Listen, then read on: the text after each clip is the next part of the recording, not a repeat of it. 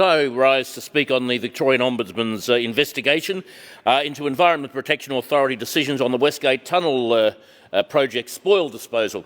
And I want to thank the Ombudsman for the work that she has done on this and commend her most strongly for officially confirming what many of us had known in the western suburbs for some time, and that is the Andrews government has been bullying, has been unduly influencing the EPA and various other bodies for quite some time on this issue. And I refer to Mrs Deborah Glass's forward in this report, where she says, while senior officials denied there was any government interference, there is little doubt the EPA was under pressure to fix the problem to get the project back on track. And that's the bottom line. That's the bottom line. What we are seeing in Sunbury Road at the moment, what we are seeing between Sunbury and Bulla, is a direct result of a decision made by the Andrews government, not the EPA. The EPA is a useless organisation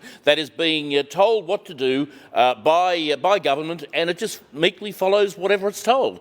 And that's that's clear. It's clear from this report. The EPA might as well be wound up. I don't know how many millions of dollars that it spends every year, or how much it costs the taxpayer, but it might as well be wound up for all the good it does. I mean, this report clearly indicates that the people really making the decisions in the EPA are the Premier's office and the Minister, and that's something that I think we are all infuriated about, particularly those of us who live out that way. The Ombudsman says residents were left in the dark.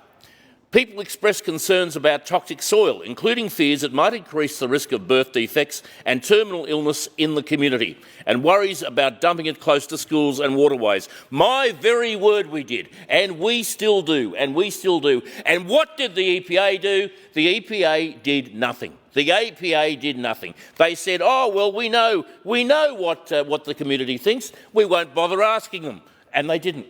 And they didn't. It's beyond a joke. It's beyond a joke. It is a reprehensible behaviour from the EPA. And in my view, the chairman of the EPA should resign over this. I think this is just disgraceful. It is deplorable behaviour. And I refer to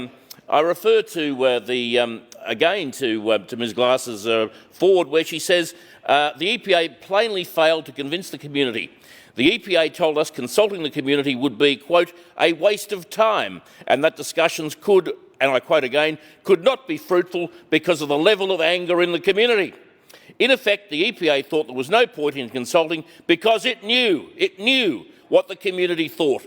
Instead, it took the approach of putting factual information on the website, but much of it was redacted anyway. Well, fair income, that is just not good enough. Not good enough for a government organisation to say, the people are angry, we will just ignore them. We will pretend that this community consultation has been done, that it's finished, that it's over with, when in fact it never really was conducted in the first place. And this, unfortunately, I have to say, is a trend of the Andrews government to use government bodies to promote their own policies and to push through their own particular projects that they might have. But on this particular occasion, there is absolutely no excuse for the EPA not to do its job. It is a clear dereliction of duty. It is a clear failure on the part of the EPA on this particular issue. And the people of Sunbury and the people of Bulla and the people who use Sunbury Road have every right to be furious at the way that they have been treated. The fact that they have been taken for granted, the fact that they have been dismissed by the EPA and indeed by the Andrews government. This is just despicable behaviour, particularly when the health and indeed the lives of people in that part of Melbourne are directly impacted. The EPA won't tell us what impact this will have on our health. They're not interested. They're not interested. They just want to do what they're told by the Premier. On this occasion they have, and I will speak again on this report again at the first opportunity.